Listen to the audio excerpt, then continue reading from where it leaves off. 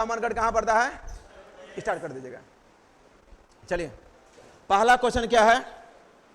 Amangarh tiger reserve किस राज्य में पड़ता है? तो अमानगढ़ कहां पड़ता है? उत्तर प्रदेश में 4 टाइगर रिजर्व है। कितने बाबू? 4 टाइगर रिजर्व है। उत्तर प्रदेश में कितने टाइगर रिजर्व है? 4। एक तो है मेरे भाई अमानगढ़ है, क्या है? अमानगढ़ है, अमानगढ़। उसके बाद एक और चीज बताते हैं, अमानगढ़ के बाद रानीपुर, क्या पड़ता है? रानीपुर। उसके बाद दुधवा, दुधवा और पीलीभीत, पीलीभीत टाइगर रिजर्व कहाँ है? ये सब कहाँ है? उत्तर प्रदेश। बुलडोजर बाबा यहाँ है। किसके यहाँ है? बुलडोजर बाबा यहाँ है उत्तर प्रदेश में। और बात किया जाए केरल में, तब पराम्बिकुलम टाइगर रिजर्व कहाँ पड़ता है? केरल में। पेरियार कहाँ पड़ता है? केरल में पड़ता है। कहाँ पड़ता है? केरल में। और क्या हिमाचल प्रदेश में एक भी टाइगर रिजर्व है? नहीं है। हिमाचल प्रदेश एक टाइगर रिजर्व नहीं है। बाकी मध्य प्रदेश में है। टोटल 28 राज्य है, तो 28 में से महज 18 ही राज्य में भारत में टाइगर रिजर्व है। तो 18 को राज्य में टाइगर रिजर्व है। जब स्थापना हुआ तो महज 9 राज्य में हुआ करता था। कितने राज्य में? 9 राज्य में। और वर्तमान में 18 राज्य में पड़ता है और टोटल 55 टाइगर रिजर्व है। कितना है? 55 टाइगर रिजर्व है। ठीक है ना। और 55वां टाइगर रिजर्व है धौलपुर और कलौड़ी। धौलपुर और कलौड़ी जो राजस्थान में पड़ता है। कहां पड़ता है? धौलपुर कलौड़ी कहता है राजस्थान में। और 20 का सबसे बड़ा जो टाइगर रिजर्व है वह हुकांग घाटी है, म्यांमार में पड़ता है। अक्षय कुमार का गाना है हुक्का मार, हुक्का मार। तो हुक्का से होगा हुकांग, अम्मार से होगा म्यांमार। क्या हो जाएगा? म्यांमार। तो हुकांग घाटी कहाँ है? म्यांमार में है। कहाँ पड़ता है? म्यांमार। भारत का सबसे बड़ा टाइगर रिजर्व है श्रीशैलम, नागार्जुन श्रीशैलम। और भारत का सबसे छोटा टाइगर रिजर्व है बोर। कौन सा है? बोर, महाराष्ट्र में पड़ता है। और सबसे बड़ा है श्रीशैलम, वह आंध्र प्रदेश में पड़ता है। कहां पड़ता है? आंध्र प्रदेश में। और भारत का सबसे ऊंचाई पर अवस्थित टाइगर रिजर्व है नामदफा। नामदफा कहां पड़ता है? अरुणाचल प्रदेश पड़ता है। कहां पड़ता है? अरुणाचल प्रदेश। टाइगर रिजर्व खत्म। अब देखिए दूसरा क्वेश्चन क्या कर रहा है। अयोध्या में दीपोत्सव 2023 में कितने लाख दिए जलाकर विश्व रिकॉर्ड बनाया गया था? 22 लाख प्लस, 22.5 लाख करीब जलाया गया था। 22.33 हजार जलाया गया था। ठीक है ना। तो याद क्या रखना है? 22.5 लाख प्लस, 22.5 लाख प्लस। ठीक है ना। करंट अफेयर का क्वेश्चन था।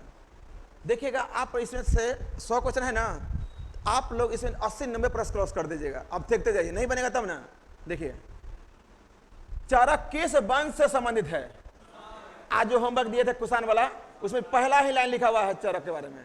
तो चरक किस वंश से है? चरक किस वंश से है? कुषाण। कौन सा वंश है? कुषाण वंश से है। ठीक है ना। और कुषाण वंश का जो संस्थापक था उसका नाम था कुजुल कडिफसेस। क्या नाम था? कुजुल कडिफसेस। और कुषाण वंश को सबसे ज्यादा जो विकसित किया था उसका नाम था भीम कडिफसेस। बाकी कुषाण वंश के सबसे प्रतापी शासक था कनिष्क था। कौन था? कनिष्क। कनिष्क ने ही पहले रेशम मार्ग के लिए रास्ता बनाया था चाइना की तरफ। ठीक है ना। और कनिष्क ने ही किसको हराया था? पेन चाओ को हराया था। किसको हराया था? पेन चाओ को। और कनिष्क के समय में ही चौथा बौद्ध संगीति हुआ था। चौथा जो बौद्ध संगीति हुआ था कनिष्क के समय में हुआ था, जो प्रथम शताब्दी में हुआ था। कब हुआ था? कभी कभी 90 ईस्वी भी देता है, कोई किताब 95 ईस्वी भी लिखता है। आप डायरेक्ट याद रखिए प्रथम शताब्दी में हुआ था। चौथा बौद्ध संगीति कब हुआ था? प्रथम शताब्दी में हुआ था।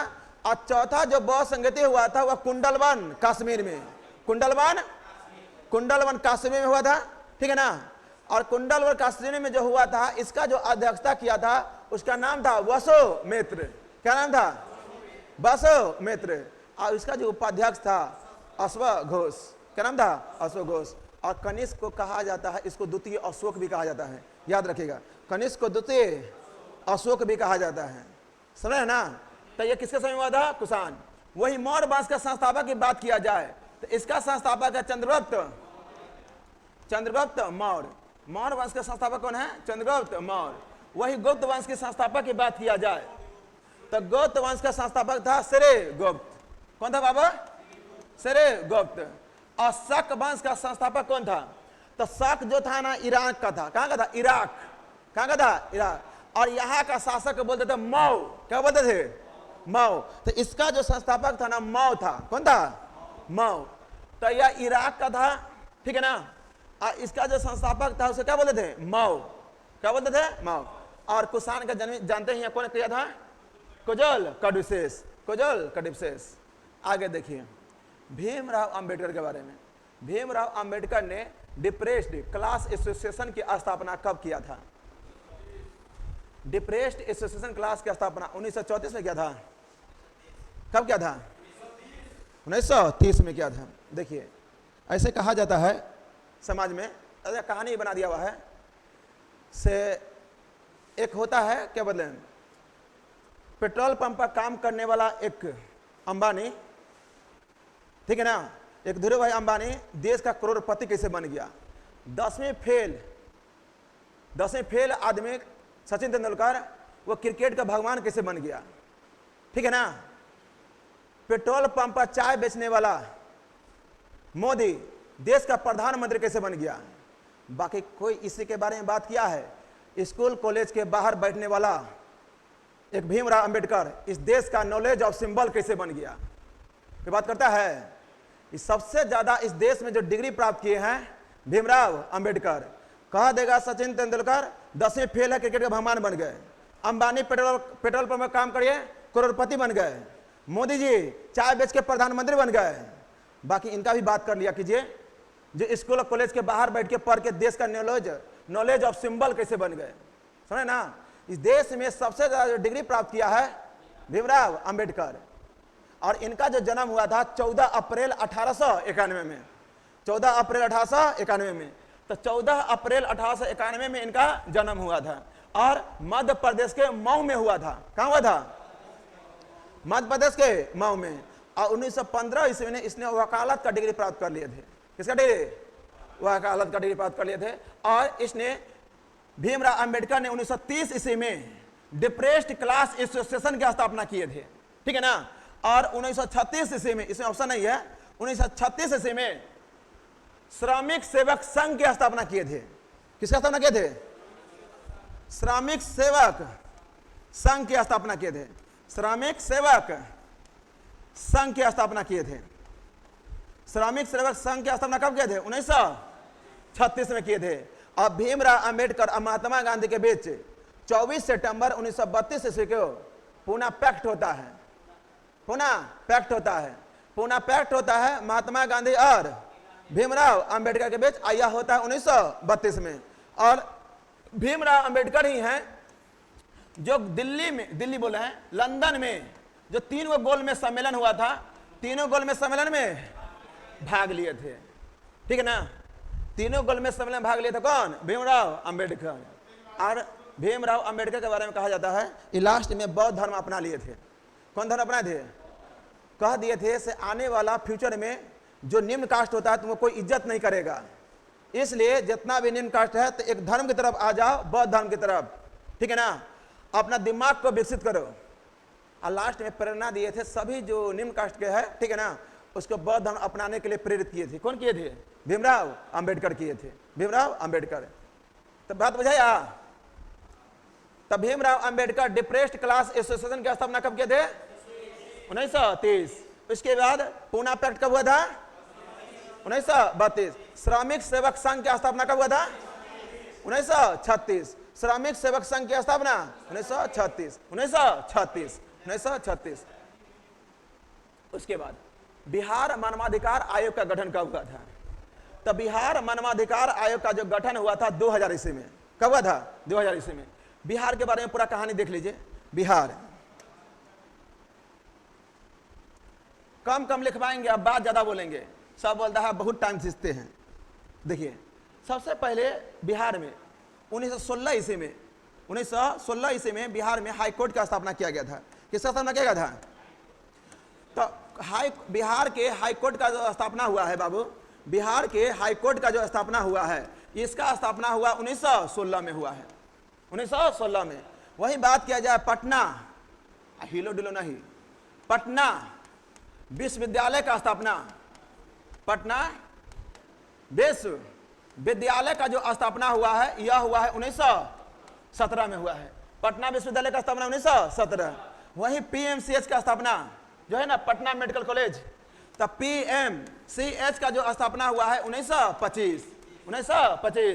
Bihar public service commission, BPSC, Bihar public service commission, इसका स्थापना हुआ 1949। बिहार पब्लिक सर्विस कमीशन का स्थापना कब हुआ है? 1949। वहीं बिहार महिला आयोग, बिहार महिला आयोग का स्थापना, बिहार महिला आयोग का जो स्थापना हुआ है यह 1993 में हुआ है। कब हुआ है? 1993। कब हुआ है? 1993। वही बात किया जाए बिहार महिला आयोग 1993। अब बिहार मानवाधिकार आयोग, बाबू यही क्वेश्चन पूछा हुआ था, बिहार मानवाधिकार आयोग का जो स्थापना हुआ है यह कब हुआ है? 2000 में हुआ है।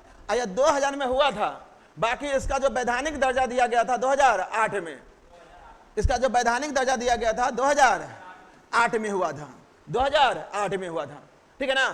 तो बिहार में याद करेगा, बिहार से बिहार हाई कोर्ट का स्थापना 16, पटना विश्वविद्यालय का स्थापना 1917, पीएमसीएच का स्थापना 1925, बीपीएससी का स्थापना 1949, बिहार महिला आयोग का स्थापना 1993 और बिहार मानवाधिकार आयोग 2000, बिहार मानवाधिकार आयोग 2000। यहां से जिस तरह बिहार महिला आयोग होता है उस तरह राष्ट्रीय महिला आयोग भी होता है बाबू, राष्ट्रीय महिला आयोग। तो राष्ट्रीय महिला आयोग का जो स्थापना होता है यह 1992 में, राष्ट्रीय महिला आयोग का जो स्थापना होता है ये खूब पूछता है, राष्ट्रीय महिला आयोग का जो स्थापना होता है 1992 में होता है। ठीक है ना? तो राष्ट्रीय महिला आयोग 1992। वही बात किया जाए देश में राष्ट्रीय अल्पसंख्यक आयोग, राष्ट्रीय अल्पसंख्यक आयोग का जो स्थापना होता है वह होता है 1993 में। राष्ट्रीय अल्पसंख्यक आयोग का स्थापना कब होता है? 1993 में। अब कहेगा मेरे भाई ये राष्ट्रीय महिला आयोग के लिए अधिनियम कब आया था? तो अधिनियम लिखिएगा 90 में आया था। राष्ट्रीय महिला आयोग का अधिनियम कब आया था? 90 में आया था। अधिनियम आया था 1990 में आया था। और राष्ट्रीय महिला आयोग का प्रथम जो अध्यक्ष था उसका नाम क्या नाम था? जयंती पटनायक, जयंती पटनायक। और राष्ट्रीय महिला आयोग दिवस कब मनाते हैं? तो राष्ट्रीय महिला आयोग दिवस मनाते हैं 31 जनवरी को। राष्ट्रीय महिला आयोग दिवस कब मनाते हैं? 31 जनवरी को। तो राष्ट्रीय महिला आयोग दिवस 31 जनवरी। राष्ट्रीय महिला आयोग के प्रथम महिला अध्यक्ष जयंती पटनायक। और राष्ट्रीय महिला आयोग के लिए अधिनियम कब आया था? 1990। इतना फैक्ट इससे याद रखना है, समझ रहे ना? आगे बढ़ा जाए, देखे फोटो खींच लीजिए, आप लीजिए, खींच लीजिए। क्या बोले? बिहार नहीं, भारत दूरदर्शन केंद्र का स्थापना 1974 ईस्वी में मुजफ्फरपुर में हुआ था। 1974 मुजफ्फरपुर में। हम जान रहे थे तो मेरे गांव के बारे में पूछवे करेगा। 1974 मुजफ्फरपुर। ठीक है ना? हो गया ना? देखिए बाबू, तो बिहार मानवाधिकार आयोग का स्थापना कब हुआ है? 2000 में हुआ था। कब हुआ था? 2000 में हुआ था। ठीक है ना? उसके बाद बिहार का जो 38वां जिला है अरवल, बिहार का 38वां जिला जो अरवल है, अरवल, यह कब बना था? 2001 में। एससीओ का भी जो गठन हुआ था, संघाई सहयोग संगठन, ये कब हुआ है? 2001। ठीक है ना? 2001। अब मनुआ का डेट ऑफ बर्थ 1999। ठीक है ना? उत्कल दिवस कब मनाते हैं? 1 अप्रैल 1936 ईस्वी को बिहार से तोड़कर एक नया राज्य बनाया गया था, उड़ीसा। बिहार से तोड़कर एक नया राज्य बनाया गया था, उड़ीसा। वो कब बनाया गया था? 1 अप्रैल को। तो 1 अप्रैल को उत्कल दिवस मनाते हैं कि उड़ीसा को पहले उत्कल ही कहा जाता था। उड़ीसा क्या कहते थे? उत्कल कहते थे। उड़ीसा क्या कहते थे? उत्कल। ठीक है ना? अब वही बात किया जाए केरल का, कर्नाटक का और आंध्र प्रदेश का। तो इस सब का जो स्थापना होने से पहले देखिए, पूरा राज्य करा दे क्या? अब मैं देख लीजिए, महाराष्ट्र और गुजरात, जैसे भारत है ना, तो महाराष्ट्र और गुजरात 1 मई 1960 को हुआ था। 1 मई 1960 को हुआ था। वही यहाँ पर अगर नागालैंड का जो गठन हुआ था 1963 में हुआ था, और वह हुआ था 1 दिसंबर को हुआ था। कब हुआ था? 1 दिसंबर को हुआ था। नागालैंड का गठन कब हुआ था? तो नागालैंड दिवस मनाते हैं 1 दिसंबर को। इसके नीचे में आएगा तो 3 गो राज्य है, एक वो है मेघालय, मणिपुर और त्रिपुरा, और इसका जो स्थापना हुआ 21 जनवरी 1972। तो इस सब का दिवस मनाते हैं 21 जनवरी को। कब मनाते हैं? 21 जनवरी 1972 को स्थापना हुआ था। तो 21 जनवरी 1972। तो देखिए मेघालय, मणिपुर और त्रिपुरा, मेघालय, मणिपुर और त्रिपुरा, मेघालय, मणिपुर और त्रिपुरा। हिमाचल प्रदेश का गठन हुआ 25 जनवरी। तो हिमाचल प्रदेश दिवस कब मनाते हैं? 25 जनवरी। उत्तर प्रदेश 24 जनवरी, उत्तर प्रदेश 24 जनवरी। वही बात किया जाए छत्तीसगढ़ का, छत्तीसगढ़ का स्थापना कब हुआ है? 1 नवंबर को। छत्तीसगढ़ 1 नवंबर। उत्तराखंड 9 नवंबर, उत्तराखंड 9 नवंबर। तो 1 नवंबर 2000 को छत्तीसगढ़ का हुआ था, 9 नवंबर 2000 को उत्तराखंड हुआ था, और झारखंड हुआ था 15 नवंबर। झारखंड कब हुआ था? 15 नवंबर 2000। तो झारखंड दिवस क्यों मनाते हैं? 15 नवंबर को मनाते हैं। उसके अलावा मध्य प्रदेश, हरियाणा, पंजाब, इसके नीचे कर्नाटक, केरल, उसके बाद इधर में आइएगा अंडमान निकोबार, इस सब का गठन हुआ था 1 नवंबर को। कब हुआ था? 1 नवंबर को। पंजाब, हरियाणा, मध्य प्रदेश, कर्नाटक, केरल, ठीक है ना, इस सब का गठन 1 नवंबर 1956 को हुआ था। तो याद रखिए 1 नवंबर को। कब हुआ है? 1 नवंबर को। और उत्कल कब हुआ है? 1 अप्रैल। उत्कल 1 अप्रैल। मणिपुर, मेघालय, त्रिपुरा 21 जनवरी। हिमाचल प्रदेश 25 जनवरी। उत्तर प्रदेश 24 जनवरी। छत्तीसगढ़ 1 नवंबर। उत्तराखंड, हम सही बोले हैं ना? उसके बाद झारखंड 15 नवंबर, झारखंड 15 नवंबर। अब बिहार तो सबको याद है, 22 मार्च को स्थापना किसका हुआ था? बिहार का। अब 22 मार्च 1912, 22 मार्च 1912। तो बिहार दिवस कब मनाते हैं? 22 मार्च को मनाते हैं। बिहार दिवस 22 मार्च को मनाते हैं। बिहार दिवस 22 मार्च। तो आपको लगा सब खत्म हो गया, ठीक है ना? आंध्र प्रदेश से तेलंगाना बनाया गया था, तो यह हुआ था 2 जून 2014 को। 2014, 2 जून 2014, 2 जून 2014, ठीक है ना? उपराष्ट्रपति को पद से कैसे हटाया जा सकता है? तो उपराष्ट्रपति को कैसे हटाया जा सकता है? क्या महाभियोग द्वारा? नहीं, महाभियोग जैसा मतलब संकल्प पारित करके हटाया जाता है, नहीं कि महाभियोग जैसा हटाया जाता है, समझे ना? तो उपराष्ट्रपति को पद से कैसे हटा सकते हैं? तो इनको संसद के संकल्प के द्वारा या राज्यसभा के संकल्प के द्वारा होता है। देखिए, राष्ट्रपति को हटाने के लिए संसद का संकल्प होना चाहिए, कि राष्ट्रपति को हटाने के लिए या तो लोकसभा से और नहीं तो राज्यसभा से, किसी भी सदन से प्रक्रिया चलाकर उसको हटा सकते हैं। बाकी उपराष्ट्रपति राज्यसभा का सभापति होता है, इसलिए उसका जो संकल्प लाया था वह सिर्फ और सिर्फ कहाँ रहता है? राज्यसभा में। कहाँ लाते हैं? राज्यसभा। और संसद बनने के लिए 2 चीज होना चाहिए, राज्यसभा और लोकसभा। और राज्यसभा का सभापति वही होता है जो उपराष्ट्रपति होता है। और उपराष्ट्रपति को हटाने के लिए किसका चाहिए? राज्यसभा का संकल्प, राज्यसभा का संकल्प। तो राज्यसभा का संकल्प होना चाहिए। कैसा संकल्प होना चाहिए? राज्यसभा का। बताइएगा तो उपराष्ट्रपति के बारे में। उपराष्ट्रपति, तो उपराष्ट्रपति का पद की चर्चा किस आर्टिकल में है? 63। उपराष्ट्रपति राज्यसभा का पदेन सभापति होगा 64। किसमें होगा? 64। और उपराष्ट्रपति जब राष्ट्रपति नहीं रहेगा तो उसके कर्तव्यों का पालन करेगा 65। क्या हो जाएगा? 65। और उपराष्ट्रपति का निर्वाचन 66। क्या हो जाएगा? 66। और उपराष्ट्रपति का कार्यकाल 67। उपराष्ट्रपति का कार्यकाल 67। उपराष्ट्रपति का योग्यता, जो पद का योग्यता करने वाले पद जो रिक्ति होता है 6 महीने के अंदर भर सकते हैं 68। उसके बाद उपराष्ट्रपति का शपथ 69। क्या हो जाएगा? 69। फिर से बताइए, पद कितना में है? 63। राज्यसभा का सभापति होगा, राज्यसभा का सभापति होगा 64। उसके बाद जब राष्ट्रपति ने रहे तो उसके जगह उपराष्ट्रपति राष्ट्रपति का कर्तव्य का पालन करेगा, कर्तव्य का पालन करेगा 65। क्या हो जाएगा? 65। और निर्वाचन, उपराष्ट्रपति के निर्वाचन में राज्यसभा और लोकसभा के सभी सदस्य भाग लेते हैं, निर्वाचित और मनोनीत। निर्वाचित और मनोनीत सदस्य लेते हैं। और इसका जो कार्यकाल होता है पद ग्रहण तिथि से 5 साल का होता है। ये किसमें है? 67 में होता है। और उपराष्ट्रपति मतलब चुनाव नहीं कराया जाता है, जब तक उपराष्ट्रपति चुनाव करके आ नहीं जाता है तब तक यह बने रहेगा। इसका चयन किसमें है? 68। इसका चुनाव करा लिया था कितना महीना के अंतर्गत? 6 महीना के अंतर्गत। और उपराष्ट्रपति का शपथ 69। उपराष्ट्रपति शपथ 69। क्या 5 साल है, निश्चित कार्यकाल है। हाँ, तो उसके लिए कोई नहीं, पद खाली रह सकता है, कोई फर्क नहीं पड़ता है। हाँ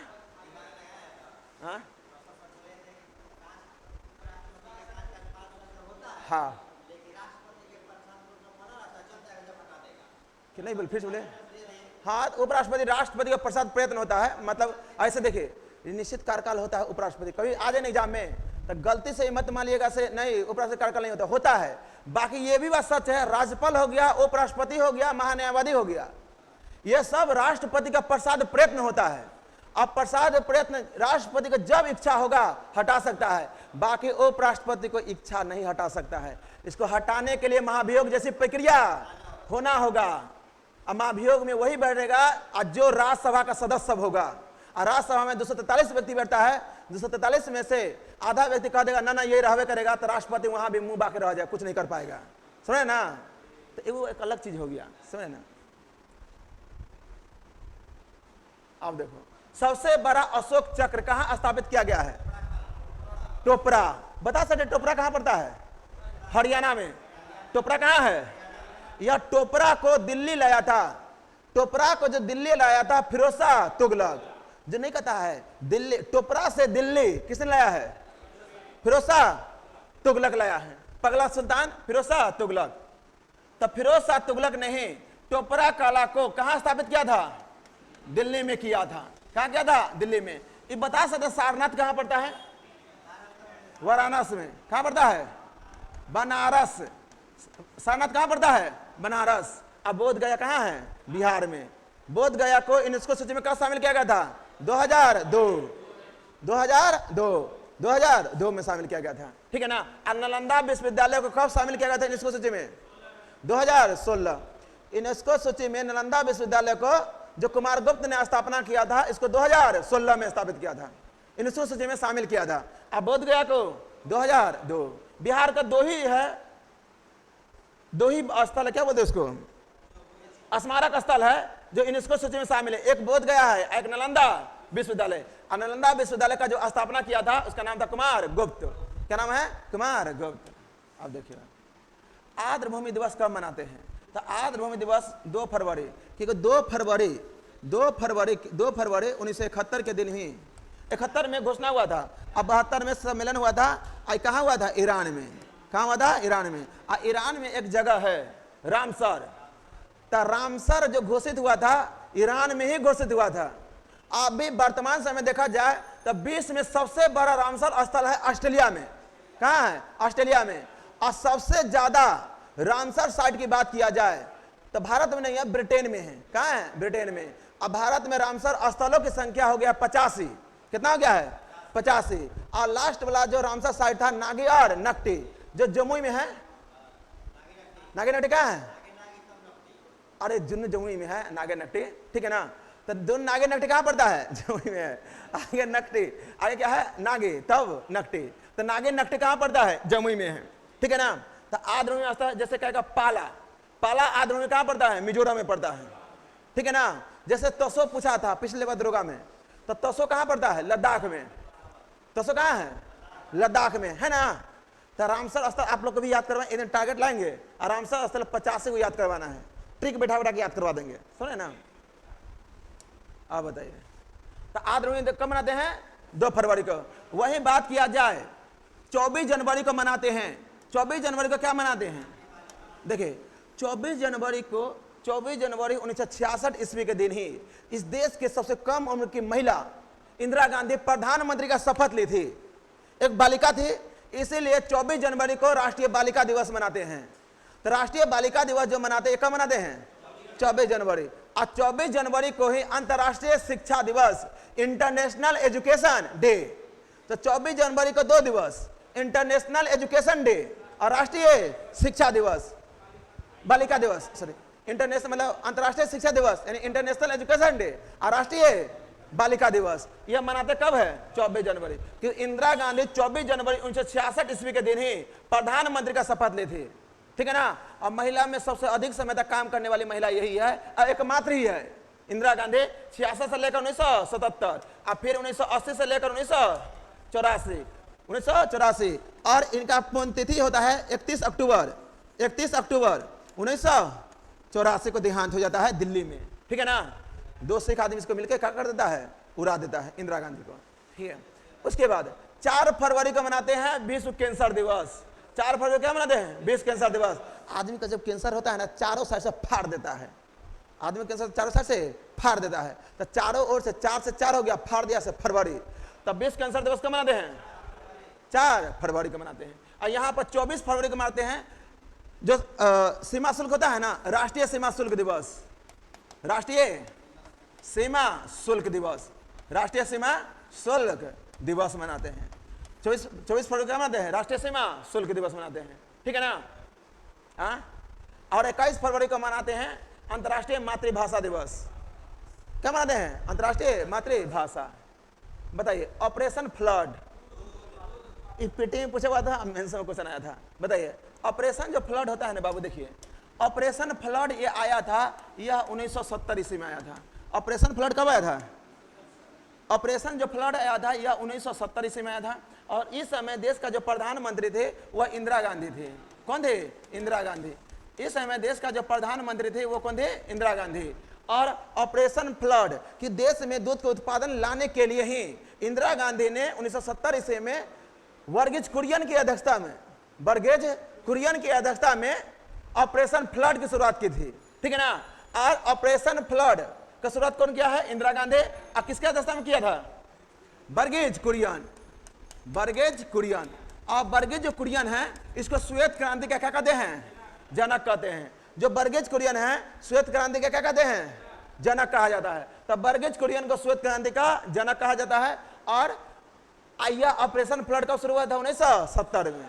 यह बिहार एसएससी से पूछा हुआ था, दुर्गा में पूछा हुआ है और बिहार पुलिस से पूछा, तीनों में पूछा हुआ है, ठीक है ना। उसके बाद मछली के लिए समझते क्या होता है? मत्स्य पालन होता है ना, ठीक है ना। नीली क्रांति होता है। और दूध उत्पादन के लिए क्या होता है? श्वेत क्रांति होता है। और खदानों के लिए क्या होता है? उर्वरक क्रांति। खदानों के लिए क्या होता है? उर्वरक होता है। उसके बताइए इन बतूता किस सदी में भारत आया था? 14वीं सदी में था। देखिए इन बतूता मोरक्को का यात्री था। कहाँ यात्री था? मोरक्को का था। इन बतूता मोरक्को का था और मोरक्को से चलकर पहले वह चीन गया, चीन से पहले वो गया कहाँ पे? ये यहाँ पाइएगा इराक। कहाँ गया था? इराक। एक मिनट, जो इन बतूता था, इन बतूता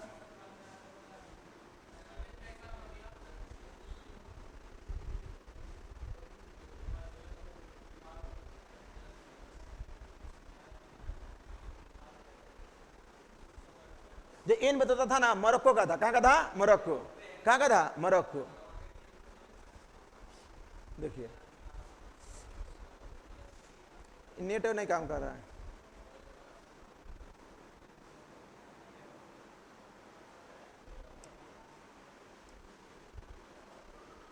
देखिए यहां पर देखिएगा, ये दिखाई दे रहा है मोरक्को, ठीक है ना। तो मोरक्को कर देते हैं।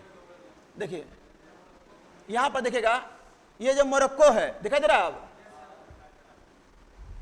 ये देखिएगा, ये जो मोरक्को है, ये मोरक्को और ट्यूनीशिया और पश्चिमी सहारा, इस तीनों देश को बोलते हैं एटलस पर्वत। कौन सा देश है? एटलस पर्वत। तो पश्चिमी सहारा, मोरक्को और ट्यूनीशिया में कौन सा पर्वत है? एटलस पर्वत है। और इसी मोरक्को से चलकर पहले ईरान गया था और ईरान से चल के अफगानिस्तान होते होते और दिल्ली में उस टाइम में गद्दी पर बैठा था मोहम्मद बिन तुगलक। कि मोहम्मद बिन तुगलक का जो कार्यकाल था यह 1325 से लेकर 1351, 1325 से 1351, तो 1325 से लेकर 1351, इसी के नाम बीच में आएगा 1333, ठीक है ना। 1333 में आया या एमबीटी के कार्यकाल में इन बतौदा। देखिए जो सदी चलता रहता है ना तो उसका जो नाम लेते हैं तो हमेशा अगला वाला, जैसे अभी 2021 21 चल रहा है, 2024 चल रहा है, ठीक है ना। तो बताइए ये 21वीं सदी है कि 22वीं कि 19वीं कि 20वीं? 21वीं। जो सदी चल रहा होता है ना उसका अगला वाला नाम लेते हैं। तो 20वीं 2024 है तो 20वीं हुआ ना, तो इसका अगला वाला नाम लेंगे 21वीं सदी। तो उसी तरह यह 1333 में आया तो कौन सा सदी हो जाएगा? 14वीं सदी हो गया। और इसने एक पुस्तक लिखा था, इसका पुस्तक का नाम था रेहला। क्या नाम था? रेहला। इसका पुस्तक का नाम क्या था? रेहला। रेहला पुस्तक था। क्या नाम था? रेहला। उसके बाद इन बतौदा, इसके बाद एमबीटी ने इसको चाइना भेज दिया था। कहां भेज दिया था? चाइना भेज दिया था। कहां भेजा था? चाइना, ठीक है ना। वर्षा हो रहा है।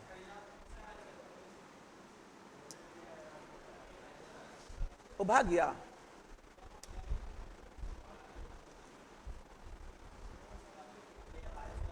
आए, कोई दिक्कत नहीं।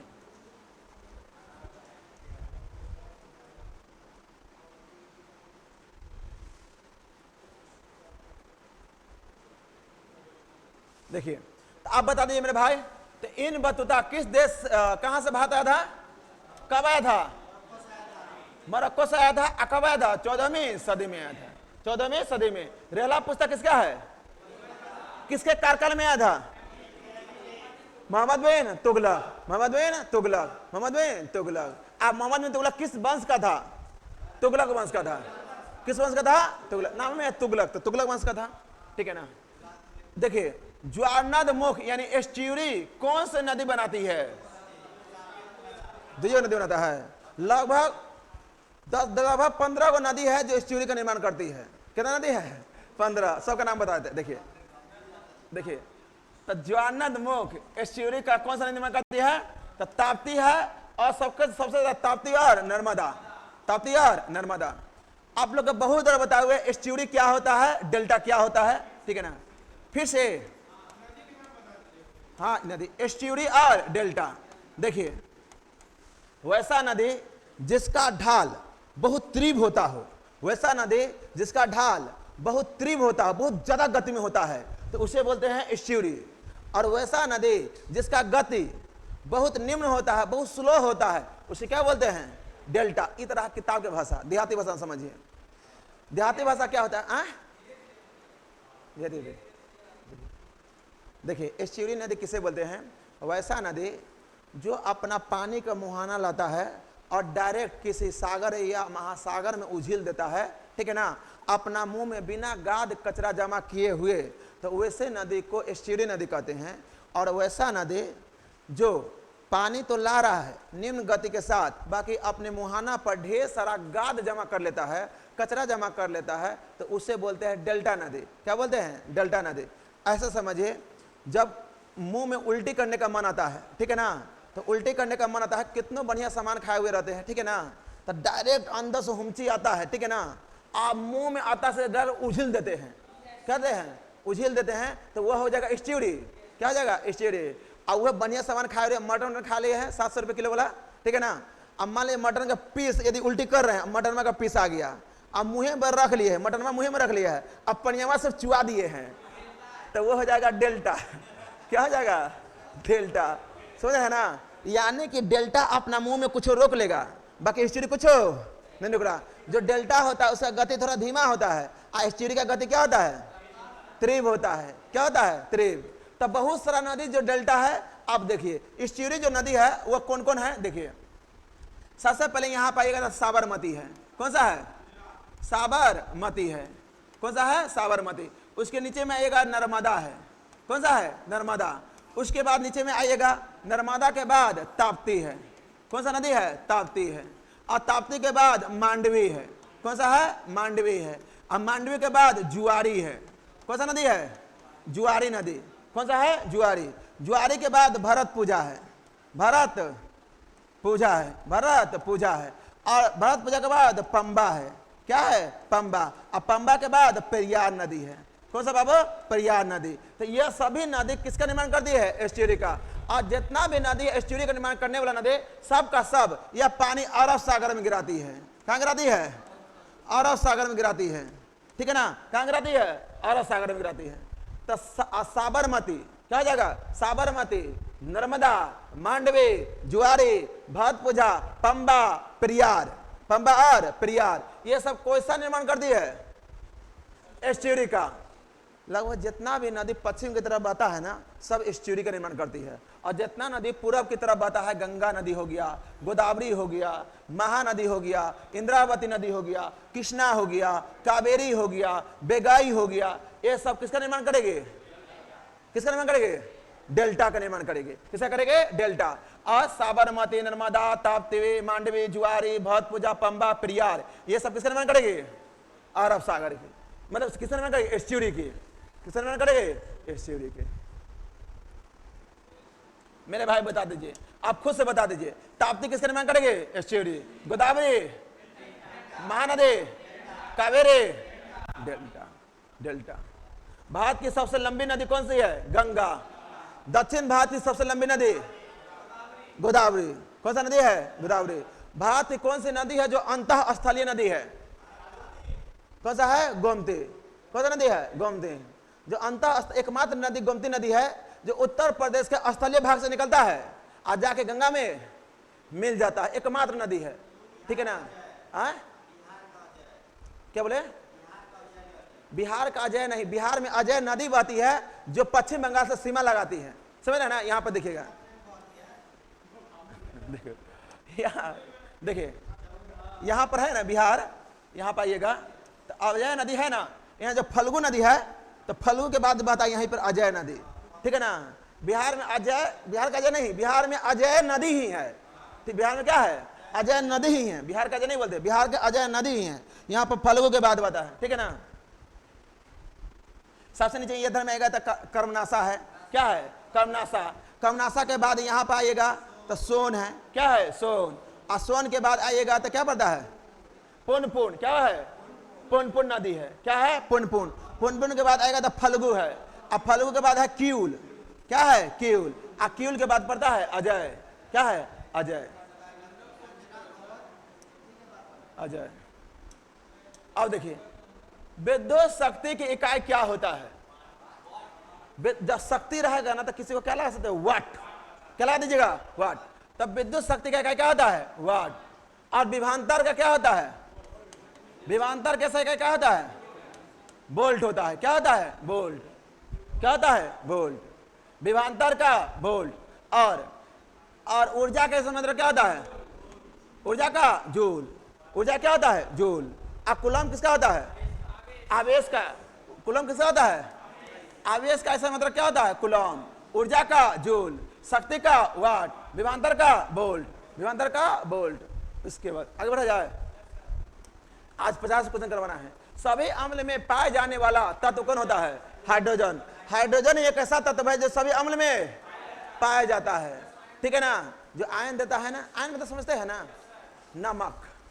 जहां पर नमक की मात्रा होता है उसको बोलते हैं आयन, ठीक है ना। जिसमें नमक की मात्रा हो उसे क्या बोलते हैं? आयन। एकमात्र तत्व होता है हाइड्रोजन। हाइड्रोजन जिसमें आयन होता है। हाइड्रोजन की खोज किसने किया है? केवेंडिश। कब किया था बता सकते हैं? 1762। तो हाइड्रोजन खोज किया था केवेंडिश। 1762 है, 66 होगा तब 1766। तो हाइड्रोजन खोज किसने किया था? केवेंडिश। और कब किया है? 1766। बाकी लुसेंट लिखा है 62, उस सर लिखे है 66, ठीक है ना। उसके बाद नाइट्रोजन बताइएगा तो कौन सा ऐसा गैस है जो जितना लेते हैं उतना छोड़ देते हैं? नाइट्रोजन। क्या होता है? नाइट्रोजन। पानी को शुद्धिकरण करने के लिए किसका प्रयोग करते हैं?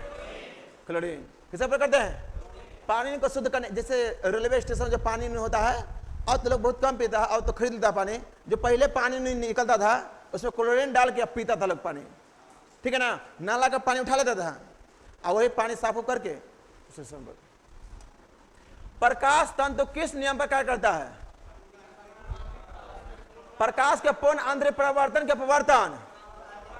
परावर्तन। मेरे भाई जितना भी चीज चमकने वाला होगा ना, चमकने वाला, जितना भी चीज चमकने वाला सब का सब क्या होता है? सब परावर्तन। कहेगा शीशा का फटकर चमकना पुनांतरिक परावर्तन, परख नली का चमकना पुनाद्रिक प्रवर्तन। चश्मा का चमकना, जहां भी चमकना लग जाए, कहेगा मोबिल लगा लिए, अब मोबिल में गोल गोल का चमकना, पुनाद्रिक प्रवर्तन। कुछ चीज लाखों इसका एग्जाम्पल है, कहेगा मोबिल लगा लिए, तेल लगा लिए, अब गोल बुंद करके चमकना, क्या हो जाएगा? पुनाद्रिक प्रवर्तन। पुनाद्रिक प्रवर्तन, हाँ वही पुनाद्रिक प्रवर्तन। मेन मरीच का बनता है। आप कभी देखिएगा मोटरसाइकिल चला है कभी, तो मोटरसाइकिल चलेगा ना मेन रोड हाईवे में, तो देखिएगा आगे में पानी रहता है, तो वही ना मेघ मरीच का चमकता है पानी, बाकी पानी रहता है क्या? नहीं, दृष्टि भ्रम है, वो पानी नहीं रहता है। आप बाइक चला के जाइएगा ना तो लगेगा कि वहां वर्षा हुआ है, दूर में जाएगा ना तो वर्षा हुआ है, तो वो भी जो होता है ना पुनाद्रिक प्रवर्तन होता है। तो जहां भी चमकने वाला चीज हो जाए, पुनाद्रिक प्रवर्तन। और एक चीज जहां पर उठल बैठल हो जाए, उठने वाला, जैसे सूर्य के निकलने से पहले सूर्य का दिखाई देना, वहां हो जाएगा अपवर्तन। क्या हो जाएगा? अपवर्तन। मछली का उठा हुआ दिखाई देना, अपवर्तन। पानी में रखे हुए डंडा का थोड़ा तिरछा दिखाई देना, अपवर्तन। जहां भी उठल बैठल होगा सब अपवर्तन होता है। क्या होता है? अपवर्तन। और जहां पर कहा देगा रंगों की बात कर जाएगा, वहां हो जाएगा परिकीर्णन। क्या होगा? परिकीर्णन। जैसे सूर्य का लाल दिखाई देना, प्रकाश का परिकीर्णन। पानी का नीला दिखाई देना, प्रकाश का परिकीर्णन। ठीक है ना? मोटा भाई का काला दिखाई देना, प्रकाश का परिकीर्णन। प्रकाश का परिकीर्णन क्या होता है? प्रकाश का परिकीर्णन। मजाक है, ठीक है ना? तो जहां भी रंगों की बात हो जाए, प्रकाश का परिकीर्णन। ठीक है ना? तो जहां भी रंगों की बात हो जाए, प्रकाश का परिकीर्णन। और एक इंद्रधनुष होता है जिसमें तीनों गुण होता है, विवर्तन, अपवर्तन और प्रकाश का पुनाद्रिक प्रवर्तन। इंद्रधनुष में तीनों गुण होता है, विवर्तन, प्रवर्तन और प्रकाश का पुनाद्रिक प्रवर्तन, जिसमें अपवर्तन भी होता है। प्रकाश का पुनर्तन परिवर्तन इसलिए होता है कि सातों रंग दिखाई देता है। ठीक है ना? और वह विरल माध्यम से सघन माध्यम में जाता है, जाता कि नहीं जाता है? और एक गैस जो होता है विरल होता है, अब पानी के बूंद सघन होता है ना। अब बताइए, द्रव सघन हुआ कि गैस सघन हुआ? द्रव सघन हुआ है ना?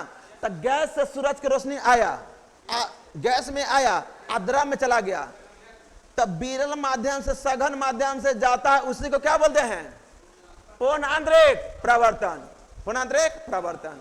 तो जहां पे चमकने की बात कहा देगा तो प्रवर्तन, रंगों की बात कहेगा तो प्रकीर्णन, उठने की बात और सुतने की बात कहेगा तो अपवर्तन। और इंद्रधनुष में तीनों होता है, इंद्रधनुष में तीनों होता है।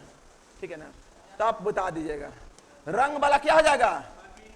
कहेगा सूर्य का लाल दिखाई देना, परिकीर्णन। बाकी सूर्य उदय से 2 घंटा पहले दिखाई देना, डूबने से 2 घंटा, क्या हो जाएगा? अपवर्तन। क्या हो जाएगा? अपवर्तन। मछली का उठा दिखना, अपवर्तन।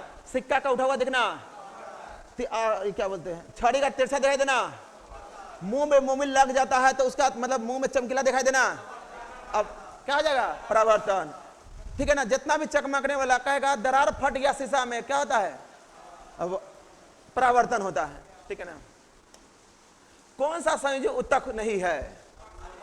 देखिए उपास्थि जो कार्टिलेज होता है, कार्टिलेज है ना, ये भी क्या है? कार्टिलेज है। ये भी क्या है? कार्टिलेज है ना?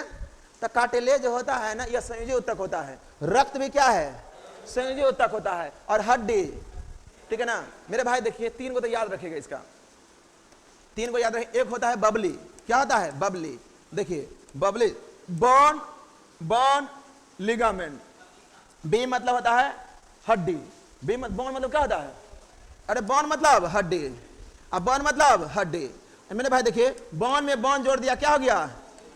लिगामेंट होता है। क्या होता है? लिगामेंट। अब देखिए बोन को मांसपेशी से जोड़ना, बोन्स को मांसपेशी जोड़ना, मांसपेशी जोड़ना टेंडन होता है। क्या होता है? टेंडन। उसके बाद मांसपेशी को मांसपेशी जोड़ना, फ्लेक्सर।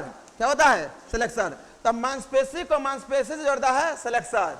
फिर से हड्डी में हड्डी जुड़ेगा तो लिगामेंट, हड्डी में मांसपेशी जुड़ेगा तो टेंडन, और मांसपेशी में मांसपेशी फ्लेक्सर।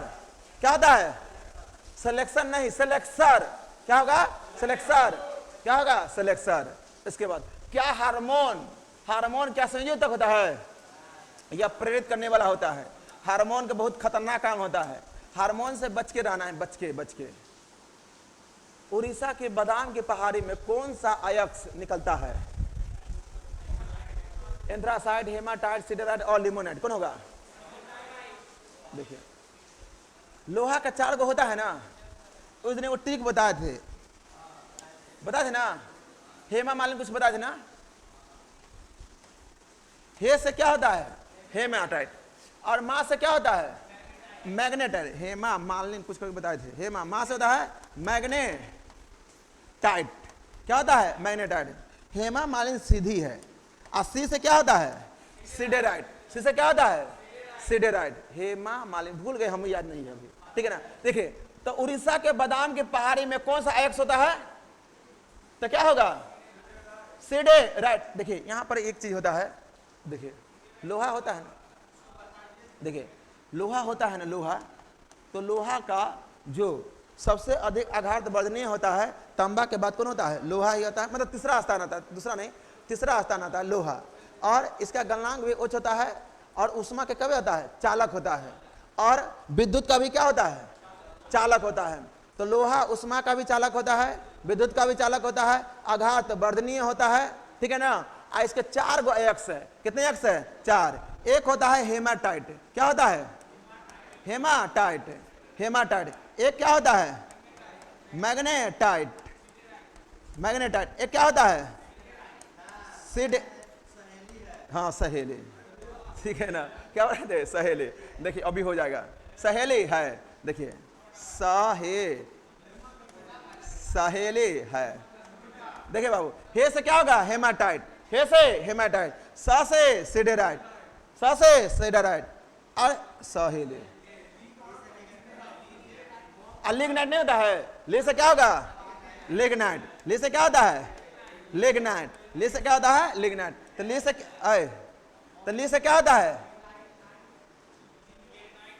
लिग्नाइट क्या होता है? लिमोनाइट होता है। लिमोनाइट होता है, लिग्नाइट नहीं होता है, लिग्नाइट नहीं होता है, लिमोनाइट होता है। क्या होता है? लिमोनाइट होता है।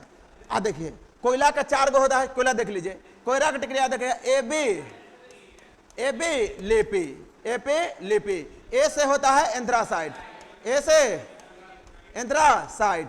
और बी से क्या होता है? बी से बिटुमिनस, बी से बिटुमिनस। और ली से क्या होता है? ली से लिग्नाइट, ली से क्या होता है? लिग्नाइट। और पी से पीट, पी से क्या होता है? पीट कोयला, पेट कोयला होता है। मेरे भाई इसमें क्या याद रखना है? देखिए जो एंथ्रासाइट होता है, बिटुमिनस, लिग्नाइट और पीट कोयला। कहेगा सबसे उच्चतम श्रेणी का कोयला कौन होता है? एंथ्रासाइट। उसके बाद बिटुमिनस, उसके बाद लिग्नाइट, उसके बाद पीट कोयला। सबसे उच्चतम श्रेणी का 80 से 85% किसमें होता है? एंथ्रासाइट। उसके बाद किसमें होता है? 75 से 80% बिटुमिनस। अब बिटुमिनस को कौन सा कोयला बोलते हैं? भूरा कोयला बोलते हैं। क्या बोलते हैं? और लिग्नाइट को क्या बोलते हैं? लिग्नाइट को भूरा कोयला बोलते हैं, ठीक है ना। और अब पीट कोयला सबसे रद्दी कोयला होता है। पीट कोयला जो होता है ना, सबसे रद्दी कोयला होता है। और हम लोग कपड़ा उपड़ा में आयरन जो करवाते हैं, उसे कैसे प्रयोग करते हैं? पीट कोयला का। किसे प्रयोग करते हैं? पीट कोयला का। तो याद रखेगा, हेमाटाइट, मैग्नेटाइट, सिडेराइट, लिमोनाइट किसका एक्स है? लोहा का एक्स है। किसका एक्स है? लोहा का एक्स है। बताइएगा तो सुंग वंश के बाद कौन सा वंश आया था? सुंग वंश के बाद कौन आया था? देखिए इसका एक ट्रिक याद रखिएगा, हसीन मसूक सा। देखिए हसीन मसूक, हसीन मसूक शाह, हसीन मसूक। हा से क्या होता है? हरियाक वंश। हा से क्या होता है? हरियाक वंश। से शिशु नागवंश, शिशु नागवंश, से शिशु नागवंश। न से नंद वंश। अब माँ से मौर्य वंश। सु से सुंग वंश। सु से क्या होता है? सुंग वंश। क से जो सब नहीं कराता है हम वही करवाते हैं, ठीक है ना। और सा से क्या होता है? सतवाहन। क्या होता है? सतवाहन। और देखिए यहां तक तो सब करवाता है, इसके आगे हम कराते हैं। हरियंग वंश की राजधानी कहां था? राजगीर। हरियंग वंश की राजधानी कहां था? राजगीर। शिशुनाग वंश का? वैशाली। शिशुनाग वंश का? वैशाली। और मौर्य वंश का पटले पुत्र, मौर्य वंश का पटले पुत्र, और शुंग वंश का पटले पुत्र। कौन वंश का भी कहा था पटले पुत्र। वही बात किया जाए सतवाहन का, तत्सिमुख। सतवाहन का कहा था पोटली, कहा था पोटली, या इसी को बोलते हैं पोतन, पोटलिया पोतन। तो सतवाहन का राजधानी था पोटलिया पोतन। और कर्ण वंश का कहा था पाटलिपुत्र, शुंग वंश का पाटलिपुत्र, मौर्य वंश का पाटलिपुत्र, नंद वंश का पाटलिपुत्र, इसका भी कहा था पाटलिपुत्र। तो नंद वंश पाटलिपुत्र, सुसनाग वंश वैशाली, और हर्यक वंश राजगिरी। हर्यक वंश कहा था राजगिरी। तो हर्यक वंश राजगिरी, सुसनाग वंश वैशाली, नंद वंश पाटलिपुत्र, मौर्य वंश पाटलिपुत्र, शुंग वंश पाटलिपुत्र, कर्ण वंश पाटलिपुत्र, और सतवाहन में कहा था पोटलिया पोतन। सबका संस्थापक बता दे क्या? हर्यक वंश का संस्थापक था बिंबिसार। कौन था? बिंबिसार। सुसनाग वंश का संस्थापक था सुसनाग। और नंद वंश का महापदानंद। नंद वंश का कौन था? महापदानंद। मौर्य वंश का चंद्रगुप्त मौर्य। शुंग वंश का पुष्यमित्र शुंग। कर्ण वंश का वासुदेव। और सतवाहन वंश का सेमुक्त। कौन था? सतवाहन का सितमुख। हो गया ना? वंश हो गया, राजधानी हो गया, क्रम भी हो गया। सुने ना? बताइएगा तो DRDO द्वारा विकसित कौन सी मिसाइल है? DRDO जो होता है ना, DRDO वायु से वायु। देखिए एगो ट्रिक याद रखिएगा, DRDO द्वारा ये 5 गो छोड़ता है, PATNA। P से होता है पृथ्वी जो मिसाइल, ऐसा मिसाइल है जो पृथ्वी मिसाइल होता है ना, यह सतह से सतह होता है। कहां से कहां होता है? सरफेस टू सरफेस, सतह से सतह। वही अग्नि की बात किया जाए, ए से होता है अग्नि, और अग्नि भी क्या होता है? सतह से सतह होता है, सरफेस टू सरफेस होता है। और वहीं त्रिशूल देखिएगा, त्रिशूल ऐसे रहता है। त्रिशूल कैसे रहता है? नीचे मुंह ऐसे रहेगा, और आकाश की तरफ त्रिशूल ऐसे रहता है ना। त्रिशूल ऐसे रहेगा, ऐसे रहता है त्रिशूल। तब देखिए यहाँ नीचे में सतह हो जाएगा, नीचे में क्या हो जाएगा? सतह, और ऊपर में क्या हो जाएगा? आकाश। सतह से आकाश। और नाग जो है ना, टैंक रोधी मिसाइल है। नाग क्या है? टैंक रोधी मिसाइल है। नाग क्या है? टैंक रोधी। और वही बात किया जाए, ए से होता है आकाश। ए से क्या होता है? आकाश। और आकाश एयर टू एयर है। आकाश क्या है? एयर टू एयर है। आकाश क्या है? एयर टू एयर है। आकाश क्या है? Air to air. बताइए पृथ्वी जो होता है तो पृथ्वी सतह में सतह होता है, पता है ना। अग्नि सतह में होता है, और त्रिशूल देखिएगा ऐसे रहता है। सरफेस टू कहाँ रहता है? आकाश। सरफेस टू आकाश। और नाग जो है टैंक रोधी मिसाइल, और जो एयर होता है आकाश, air to air. Air to क्या होता है? एयर होता है, एयर टू एयर। टैंक रोधी मिसाइल है।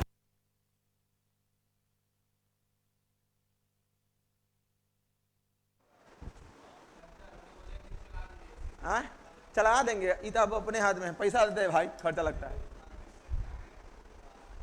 सबसे अधिक प्रयोग किए जाने वाला ज्वार रोधी कौन होता है? पैरासीटामोल। इसी का डिस्कशन करवाए थे, ठीक है ना। तो पैरासीटामोल होता है। मैं से क्वेश्चन आया था, पीटी में भी था, समझे ना। 1916 में कांग्रेस अधिवेशन कहाँ हुआ था? तो 1916 में कांग्रेस का जो अधिवेशन हुआ था, कहाँ हुआ था? भारतीय इतिहास में कांग्रेस का अधिवेशन लखनऊ में टोटल 3 बार हुआ है। कितने बार हुआ है? कांग्रेस का अधिवेशन लखनऊ में। कितना याद करवा है रोशन सर, याद है? कब हुआ बता दीजिए, मिठाई खिलाएंगे आज। जान बतावा। हाँ हम जानते थे ना, देखा बताइए। तीनों बता, आपको 1 मिनट समय है, बोलिए। एक तो हुआ है 1916, एक हुआ है 1936, और एक बार हुआ है 1899। ये 3 बार अधिवेशन हुआ। 1900 कहाँ हुआ है? लखनऊ में। तो कांग्रेस का जो अधिवेशन हुआ है 3 बार हुआ है, वो कहाँ पे? लखनऊ में। 1899 का जो अध्यक्षता किया था उसका नाम था RC दत्त। रमेश चंद्र दत्त। रमेश चंद्र दत्त। 1916 में जो अधिवेशन किया था उसका नाम था अंबिका चरण। क्या नाम था? अंबिका चरण। क्या नाम था? अंबिका चरण। 1936 में किए थे जवाहरलाल नेहरू। जवाहरलाल नेहरू। जवाहरलाल नेहरू। 1936 में किसने किया था? जवाहरलाल नेहरू। तो 1899 में लखनऊ में हुआ था, आरसी दत्त ने किया था। 1916 में लखनऊ में हुआ था, अंबिका चरण मजुमदार ने किए थे। अंबिका चरण मजुमदार ये पुरुष थे कि महिला थे? तीनों को तो महिला आज तक होवे किया है। ये बताइए कौन है? इतना तो जान जाइए 1917 में पहली महिला बनती है एनी बेसेंट। आई 1916 है घटना। अब बता दीजिए पुरुष है ना? तो अंबिका चरण पुरुष है, 3 गो महिला हुई है। एक है एनी बेसेंट, सोनी नायडू और नीलिसेन गुप्त। नीलिसेन गुप्त। तो एनी बेसेंट कहां से हुआ था? कोलकाता। सोनी नायडू कानपुर और नीलिसेन गुप्ता। देखो सुनो, पहली बार जब महिला भाग ली थी ना, यह लिए थे 1889 ईस्वी में, ठीक है ना? 1889 ईस्वी के इलाहाबाद अधिवेशन भाग लिए थे। चुप, पूरा कहानी करने दीजिए। 1889 ईस्वी में जहां से आप लोग सोचते हैं ना, उसे हम पहले आज से 5 साल पहले करके छोड़ दिए हुए हैं। समझ रहे हैं ना? हम नहीं समझ रहे हैं आप लोग की कहानी। तो 1899 ईस्वी में पहली बार महिला भाग लिए थे। बाकी उस मंच में महिला को किसी को बोलने के लिए मौका नहीं दिया गया था। और 1890 ईस्वी में उसी समय में कोलकाता यूनिवर्सिटी में कदामनी गांगुली यूनिवर्सिटी टॉप कर जाती है। तो उस कदामनी गांगुली को 1890 ईस्वी कोलकाता अधिवेशन बुलाया जाता है और उस कोलकाता अधिवेशन में पहली बार उनको मंच दिया जाता है और उस मंच से भाषण देते हैं कदामनी गांगुली। 1890 कोलकाता अधिवेशन। 1890 कोलकाता अधिवेशन। यही पूछ रहा था ना? ठीक है ना? ठीक है ना? पहली महिला स्नातक थी, इसीलिए उसको मौका दिया गया था। तो 1916 के कांग्रेस अधिवेशन कहाँ हुआ था? लखनऊ। कहाँ हुआ था? लखनऊ। पंजाब में एक ही बार अधिवेशन हुआ है, अमृतसर में। कहाँ हुआ है? अमृतसर में। और अमृतसर में हुआ 1919 और हुआ मोतीलाल नेहरू के द्वारा। मोतीलाल नेहरू। उसके बाद लाहौर में कितने बार हुआ है? 4 बार। लाहौर में 4 बार। लाहौर में कितने बार हुआ है? 4 बार। पहली बार हुआ लाहौर में 1893। 1893। एक बार हुआ 1900 में हुआ है। कब हुआ है? 1900। एक बार 1909 और एक बार 1929। तो 1893, 1900, 1909, 1929। 1929 का कांग्रेस का अधिवेशन किए थे जवाहरलाल नेहरू। जवाहरलाल नेहरू। और 1909 में किए थे पंडित मदन मोहन मालवीय। पंडित मदन मोहन मालवीय। और 1900 में किए थे आर.एन. गोलवलकर। किसे क्या था? आर.एन. गोलवलकर। आर.एन. गोलवलकर भी कहा जाता, चंद्रवरकर को भी कहा जाता, ठीक है ना? तो आर.एन. गोलवलकर का ये या चंद्रवरकर का ये एक ही नाम आदमी का है। तो आर.एन. गोलवलकर या चंद्रवरकर। और 1893 में किए थे दादा भाई नौरोजी किए थे। 1893 में कौन किए थे? दादा भाई नौरोजी। वही बात किया जाए सूरत में, तो सूरत में हुआ 1907 में। और इसी में नरम दल और गरम दल में क्या हो गया था? ब्रेकअप हो गया था। नरम दल और गरम दल में क्या हो गया था? ब्रेकअप। 1907 में 7 में ब्रेकअप हुआ और फिर 16 में पैचअप हो गया था। 16 में पैचअप। और फिर से 1918 में कांग्रेस का क्या हो गया था? फूट। तो पहला फूट 7 में सूरत देखे कि दूसरे का नफरत करने लगा सूरत में, ठीक है ना? 16 में सलाह हो गया, 18 में फिर फूट हो गया। 18 में क्या हुआ? 22 में 22 के गया में हुआ था बिहार में। आप देखिए बिहार का निम्नलिखित जिलों में से उत्तर से दक्षिण सजा दीजिए, बता दो।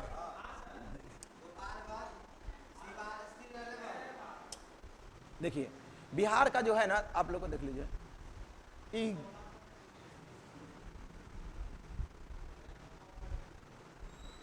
देखिए बिहार में जो उत्तर प्रदेश सीमा लगाता है, कितना जिला लगाता है? उत्तर प्रदेश 8 लगाता है ना। नेपाल से 7 लगाता है। देखिए नेपाल से लगाने वाला सीमा की संख्या कितना है? 7। कितना है? 7। उत्तर प्रदेश से लगाने वाला सीमा की संख्या 8 है। कितना है? 8। और झारखंड से सीमा कितना लगाता है? 8 गो। और पश्चिम बंगाल से 3 गो। देखिए उत्तर से दक्षिण कैसे? सबसे उत्तर में है पश्चिम चंपारण। कौन है? पश्चिम चंपारण। उसके नीचे में आइएगा गोपालगंज। कौन सा है? गोपालगंज। सबसे ऊपर कौन है? पश्चिम चंपारण। पश्चिम चंपारण के नीचे कौन है? गोपालगंज। गोपालगंज के नीचे सिवान। सिवान के नीचे सारण के नीचे भोजपुर। भोजपुर के नीचे अब बक्सर के नीचे कैमूर। कौन है? कैमूर। कैमूर के नीचे आइएगा तो हल्का लगाता है रोहतास। कौन लगाता है? रोहतास। फिर से बाबू सबसे ऊपर में, उसके बाद गोपालगंज बाद, सिवान के बाद सारण, कौन है सारण, उसके बाद कौन है भोजपुर, उसके बाद और उसके बाद कैमूर, और कैमूर के बाद रोहतास। यहाँ पर जाइएगा ना सिवान में खाली मुस्लिम सब है, सिर्फ मुस्लिम है। देखिएगा स्टेशन से उतरिएगा ना, खाली शिहाबुद्दीन जो था ना, एक समय उसका वर्चस्व था, लोग उसको उड़ा दिया शिहाबुद्दीन का, ठीक है ना। तो मुस्लिम का वहाँ बहुत ज़्यादा वर्चस्व है। उस स्टेशन के बगल में जाएगा तो वहाँ पे एक बहुत बड़ा मजार है, मुस्लिम का जो होता है ना, मजार भी है सिवान में, ठीक है ना। और उसके नीचे क्या पड़ता है सारण, और सारण के नीचे भोजपुर, उसके नीचे बक्सर, और बक्सर नीचे कैमूर, क्या है कैमूर। वही नेपाल से लगने वाला सबसे पश्चिम में क्या है पश्चिम चंपारण, पश्चिम चंपारण के बाद आएगा पूर्वी चंपारण, तो पश्चिम चंपारण पूर्वी चंपारण, पूर्वी चंपारण के बाद आएगा समस्तीपुर। तो 3 वो तो हो गया, पश्चिम चंपारण, पूर्वी चंपारण, सीतामढ़ी, पश्चिम चंपारण, पूर्वी चंपारण, सीतामढ़ी, मधुबनी और सुपौल, मधुबनी सुपौल, मधुबनी सुपौल, मधुबनी सुपौल, और अररिया और किशनगंज। तो मधुबनी सुपौल अररिया किशनगंज, पश्चिम चंपारण, पूर्वी चंपारण, सीतामढ़ी, कौन आ गया सीतामढ़ी, मधुबनी, ठीक है ना, सुपौल अररिया और किशनगंज, मधुबनी सुपौल अररिया किशनगंज, अररिया और किशनगंज। नहीं याद रहेगा ना, तो देखिए किशन है ना, किशन है ना, किशन है ना और गया, किशन है ना और गया, कहाँ पे और गया सुपौल में, किशन है ना और गया, कहाँ पे और गया, किसके लिए और गया था, मधु के लिए और गया था, किसके लिए मधु के लिए। तो किशन है ना और गया, किसके लिए और गया था, कहाँ पे और गया था सुपौल में, और किसके लिए और गया था मधु के लिए, ठीक है ना। अब मधु के लिए इसलिए और गया था कि उसको सीता जी से भेंट कराना था, किससे भेंट कराना था सीता जी से, और सीता जी से पश्चिमी चंपारण पूर्वी चंपारण, पश्चिम चंपारण पूर्वी चंपारण। तो किशनगंज अररिया सुपौल मधुबनी सीतामढ़ी पश्चिम चंपारण और पूर्वी चंपारण। अब वही बात किया जाए पश्चिम बंगाल से, तो किशनगंज पूर्णिया और कटिहार, किशनगंज पूर्णिया और कटिहार, किशनगंज पूर्णिया और कटिहार। अब वही देखिएगा झारखंड से, तो झारखंड से लगने वाला जिला की संख्या अभी कितना है 8। यहां देखिएगा एक तो मेरे भाई रोहतास है, किन्ने क्या रोहतास, ये है देख लो, तो कौन है ये रोहतास, क्या है रोहतास, सबसे पहले क्या है रोहतास, क्या है रोहतास। तो रोहतास हो गया औरंगाबाद, रोहतास औरंगाबाद, रोहतास औरंगाबाद, ठीक है ना, औरंगाबाद, गया नवादा, गया और नवादा। तो रोहतास औरंगाबाद गया नवादा, जमुई बांका भागलपुर कटिहार, भागलपुर और कटिहार, रोहतास औरंगाबाद, रोहतास औरंगाबाद, गया नवादा जमुई बांका भागलपुर और कटिहार। ये किससे लगाता है झारखंड से लगाता है, किससे लगाता है झारखंड से। एक और क्वेश्चन इसी में आएगा बिहार, इसी में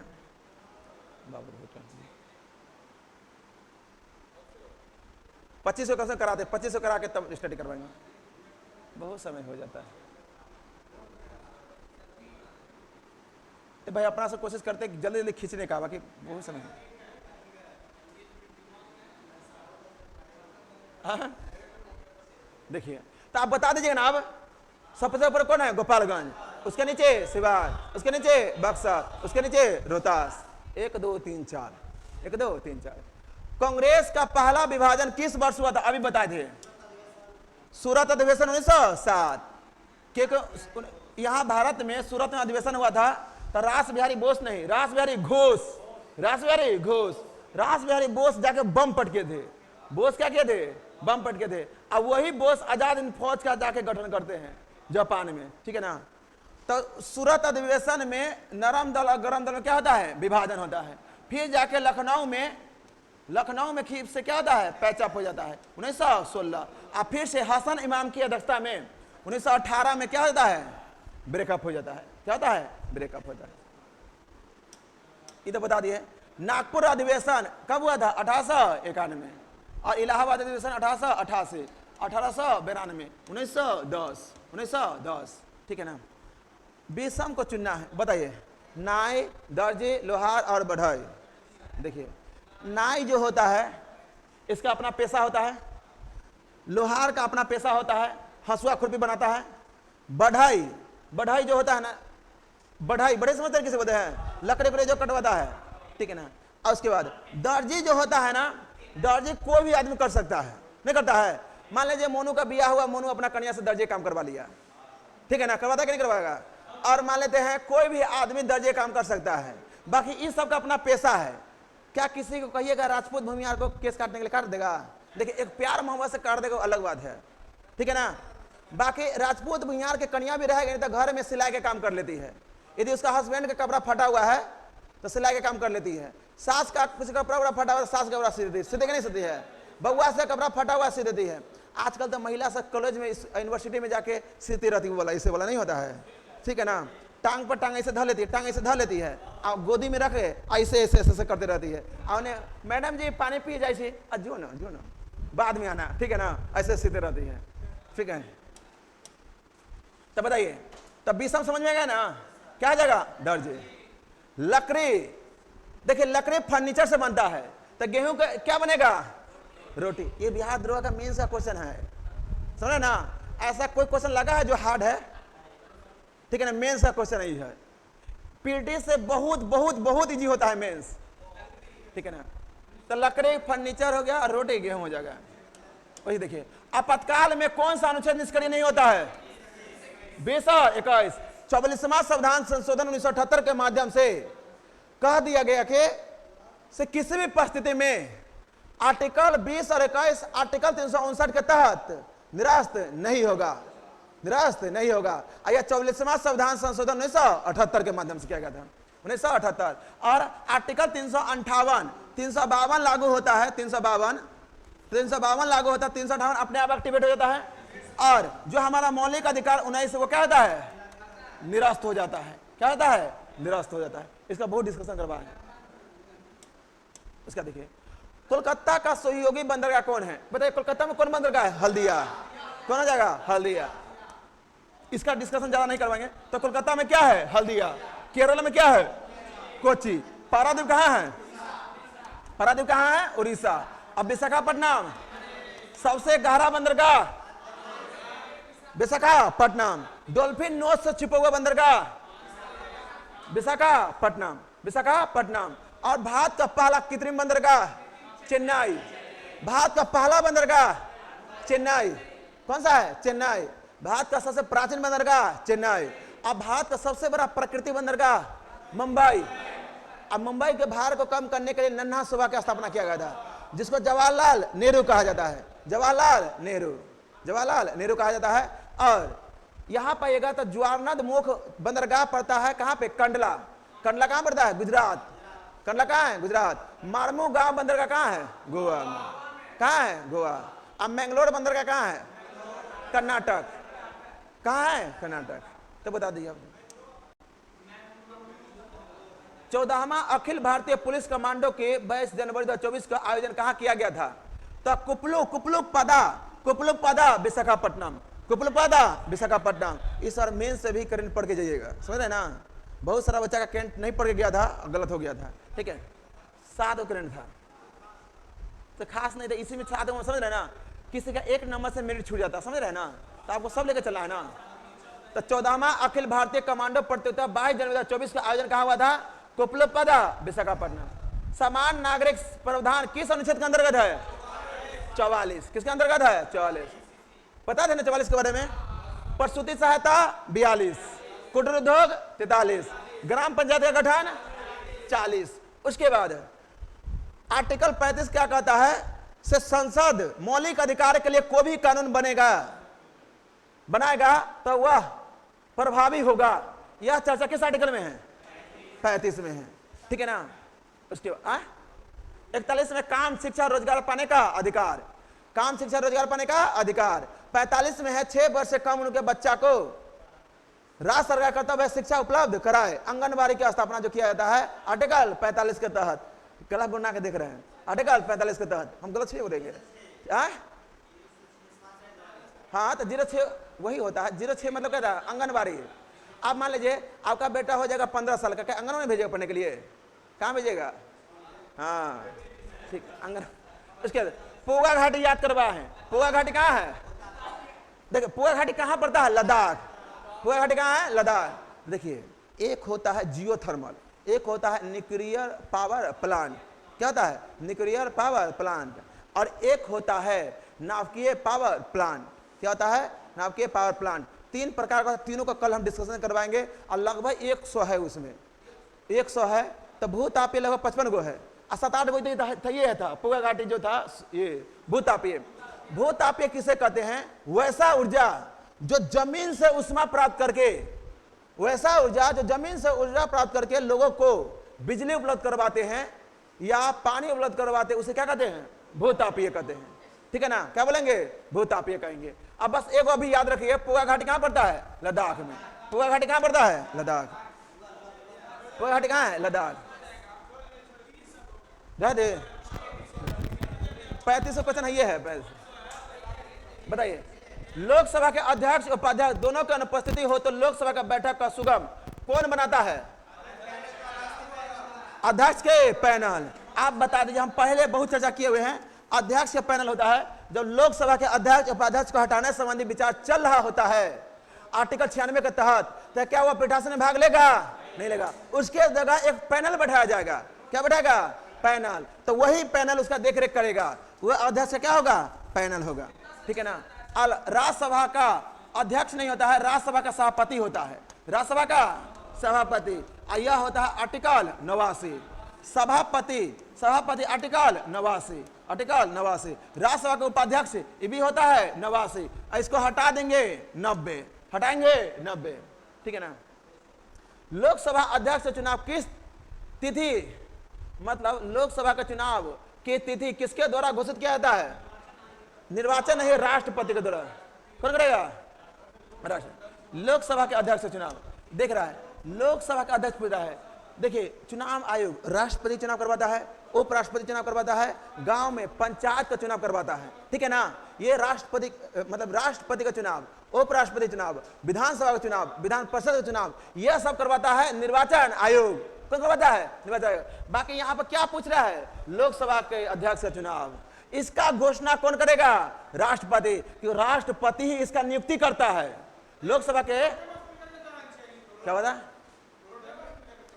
लोकसभा के अध्यक्ष का नियुक्ति जो करता है ना, वह राष्ट्रपति करता है। अब जो प्रोटेम स्पीकर जो होता है ना, उसका जो होता है ना, सदस्य मिलकर सब चुनता है प्रोटेम स्पीकर। और यह चुनता है आर्टिकल 89, क्या बोलते हैं इसको, सचिवालय जो होता है आर्टिकल 98, आर्टिकल 98 का तहत होता है। इसका चर्चा कर देंगे। ठीक है ना? बस इसका याद रखें, राष्ट्रपति चुनता है। कौन चुनता है? राष्ट्रपति। कोयला भंडारण में कौन सा आगे है? कोयला भंडारण में झारखंड। और उत्पादन में, उत्पादन कहेगा तो छत्तीसगढ़, और भंडारण में झारखंड। सोशल कॉन्ट्रैक्ट किसके द्वारा लिखा गया था? तो सोशल कॉन्ट्रैक्ट लिखा है रूसो, सोशल कॉन्ट्रैक्ट रूसो। और वही मॉन्टेस्क्यू ने क्या लिखा था? The spirit of law, the spirit of law. The spirit of law कौन लिखा है? मॉन्टेस्क्यू। कौन लिखा है? मॉन्टेस्क्यू। कौन सा स्थान पूर्वी तट पर है? तो पूर्वी तट पर देखिएगा, पूर्वी तट की बात किया जाए, पूर्वी तट पर बताइए, एर्नाकुलम कहां पड़ता है? केरल। कोचीन कहां पड़ता है? केरल। तूतीकोरिन कहां पड़ता है? तमिलनाडु। तूतीकोरिन कहां है? तमिलनाडु। कोल्लम कहां है? केरल। कोल्लम कहां है? केरल। तो पूर्वी तट पर पूछ रहा है तो कौन हो जाएगा? तूतीकोरिन। तूतीकोरिन कहां पड़ता है? तमिलनाडु। तूतीकोरिन कहां पड़ता है? तमिलनाडु। ठीक है ना? खत्म कर दिए। ठीक है, आज के लिए इतना ही। बोले जय हिंद, जय भारत।